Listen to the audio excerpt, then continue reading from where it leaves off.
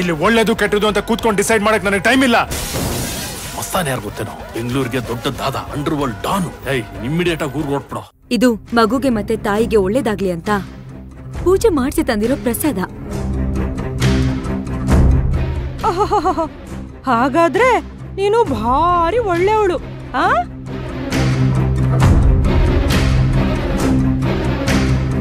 ನೀನು ಒಳ್ಳೆಯವಳೆ ಆಗಿದ್ದಿದ್ರೆ ಈ ರೀತಿ ಕತ್ಲಲ್ಲಿ ಕಳ್ಳನ್ ತರ ಬಂದು ವಿಭೂತಿನೋ ಅವಳ ಹೊಟ್ಟೆಗ್ ಸವರಕ್ ಬರ್ತಿರ್ಲಿಲ್ಲ.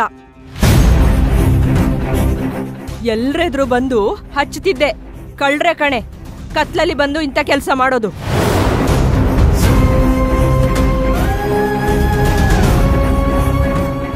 ನೋಡಿ, ಈ ಪ್ರಸಾದನ ನಾನ್ ಕೊಟ್ರೆ ಅವಳು ತಗೊಳ್ಳಲ್ಲ.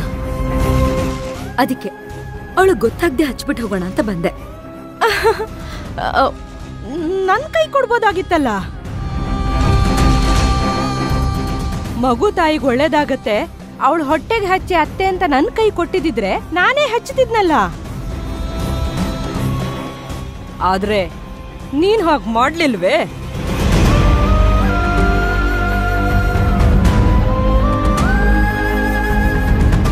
ನಿನ್ ಉದ್ದೇಶ ಒಳ್ಳೇದಲ್ಲ ಕಣೆ. ನನ್ ವಂಶದ ಕುಡಿನ ಸಾಯಿಸೋದಿಕ್ಕೆ ನೀನ್ ಬಂದಿರೋದು.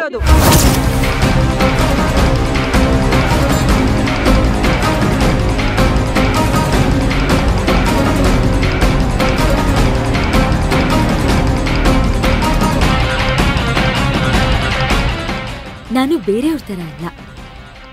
ನಮ್ ವಂಶಕ್ ಬರ್ತಿರೋ ಮಗುನ ಕೊಂದ ಹಾಕೋಷ್ಟು ಕಟುಕಿ ಕ್ರೂರಿ ನಾನಲ್ಲ. ಹೌದೌದು, ನೀನು ಕಟುಕಿನೂ ಅಲ್ಲ, ಕ್ರೂರಿನೂ ಅಲ್ಲ. ಕ್ರೋಧ, ಅಸೂಯೆ, ದುರಾಸೆ ತುಂಬಿರೋ ಹೆಂಗ್ಸು ಕಣೆ ನೀನು.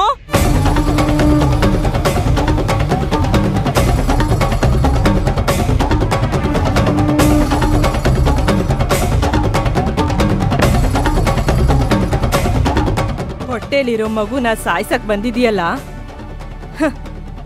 ನಿಂದು ಒಂದು ಮನುಷ್ಯ ಜನ್ಮನ.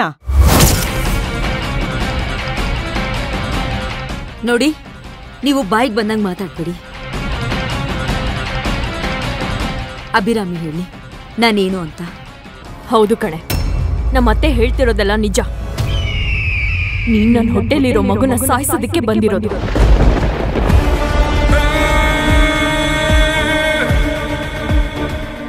ನಿನ್ನೆನೆ ಬಂದು ಪ್ರಯತ್ನ ಪಟ್ಟೆ. ಅತ್ತೆ ಮಲ್ಲಿ ಎಚ್ಚರ ಆಗಿದ್ರು ಅಂತ ಹೋಗಿರ್ತ್ಯ. ಇವತ್ತ ಆ ಕೆಲ್ಸನ ಮುಗ್ಸಕ್ ಬಂದಿದ್ಯಾ ಅಲ್ವಾ?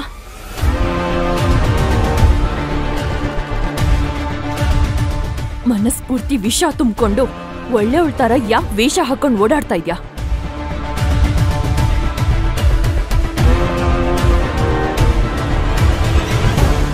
ನೀನು ಕಂಡೋರಿಗೆ ವಾಮಾಚಾರ ಮಾಡಿಸ್ತಾ ಇರು. ನಿನಗ್ ಮಾಡ್ಸೋರು ಯಾರಾದ್ರೂ ಇರ್ತಾರೆ.